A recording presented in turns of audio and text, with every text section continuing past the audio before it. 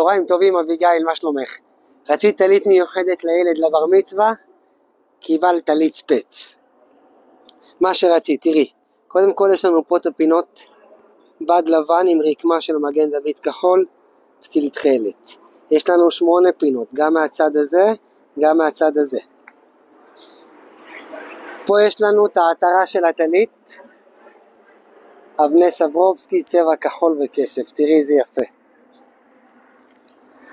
פה בגב, מה שרצית, עננו, מגן דוד עננו, עם מגן דוד בצבע כחול. ועד הבסט שיש בטלית, כאן. מקווה שיראו, רשת עבודת יד עם חרוזים כחול לבן, תראי איזה יופי.